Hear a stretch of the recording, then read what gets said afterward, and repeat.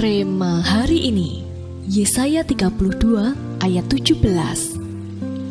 Di mana ada kebenaran, di situ akan tumbuh damai sejahtera, dan akibat kebenaran ialah ketenangan dan ketentraman untuk selama-lamanya.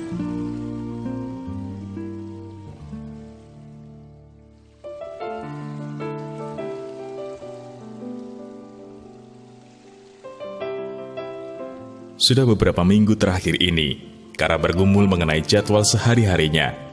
Ia merasa kegiatannya setiap hari selalu penuh, sehingga ia tidak memiliki waktu untuk bersenang-senang. Semua berawal semenjak pandemi, yang mengharuskan Kara bekerja dari rumah. Ia harus bisa membagi waktu antara bekerja, mengurus rumah, dan mengajari anaknya.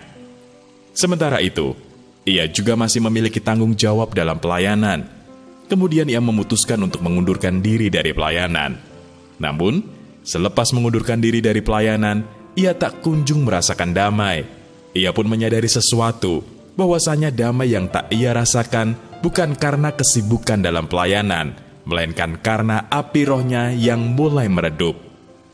Terkadang, kita dihadapkan pada dua atau lebih pilihan yang mengharuskan kita mengambil keputusan. Ketika jalan yang kita ambil ternyata sebuah keputusan yang salah, seringkali kita akan merasa menyesal.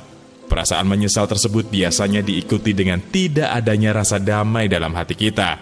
Terlebih ketika dalam pengambilan keputusan, kita tidak melibatkan Tuhan atau bahkan menyalahkan Tuhan, seperti yang dilakukan Kara dalam ilustrasi cerita di atas. Saat keputusan tersebut memberikan dampak yang fatal bagi hidup kita cenderung merasa putus asa, kecewa, bahkan mungkin sampai menyalahkan Tuhan. Ya, keputusan kita sangat berpengaruh besar pada kedamaian yang kita rasakan dalam hati kita. Oleh karena itu, sangat penting bagi kita untuk mengandalkan Tuhan dan banyak bertanya kepadanya saat dihadapkan pada beberapa pilihan, baik itu tentang pasangan hidup, pekerjaan, masa depan, dan sebagainya. Izinkan Roh Kudus berdaulat atas kita untuk memimpin dan mengarahkan kita, sehingga kita tidak akan pernah salah dalam memutuskan suatu hal. Oleh karena itu, bangun hubungan yang erat dengan Roh Kudus, ikuti setiap kegerakan dan rema di gereja kita. Ketika api roh kita senantiasa terjaga, kepekaan kita terhadap suara Tuhan akan dipertajam, dan kita pun tidak akan pernah salah dalam melangkah.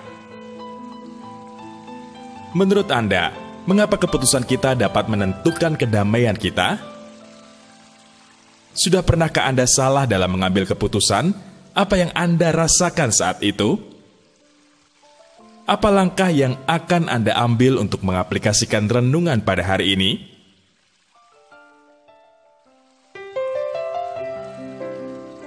Bapa, berikanlah kami hikmat-Mu dan tuntunlah langkah setiap kami, supaya setiap keputusan yang kami ambil bukanlah keputusan kami semata sebagai manusia, tetapi sesuai dengan apa yang Engkau kehendaki dalam hidup kami, sehingga damai sejahtera surgawi boleh senantiasa ada dalam hati kami. Dalam nama Tuhan Yesus, kami berdoa. Amin.